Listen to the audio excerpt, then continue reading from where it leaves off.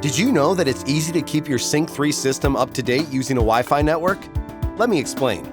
First, we suggest doing a few things before updating can begin. Unless you have enabled automatic updates at initial startup, the system will ask if you want to turn on automatic updates. To do so, under Settings, go to General, Automatic System Updates, and slide the Off button to On. Sync 3 will ask if you want to receive automatic updates. Press Yes to confirm. A confirmation message will appear letting you know automatic update is on. Press Close to continue. To switch the automatic update setting to off, follow the same steps you did to turn it on and select Off.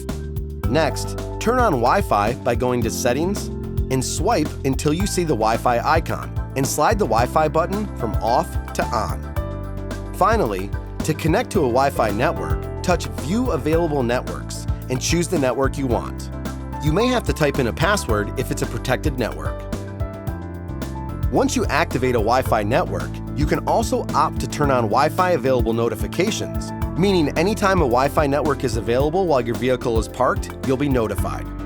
When you see the Wi-Fi available notifications bar, slide the button to turn it on. Now, your Sync 3 system is set up to periodically check for software updates.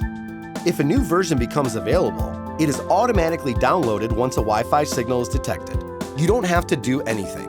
It's that simple. Keep in mind, anytime the system is updated, you'll get a System Updated message and see an icon in the upper right corner. Pressing it will give you more details on the update.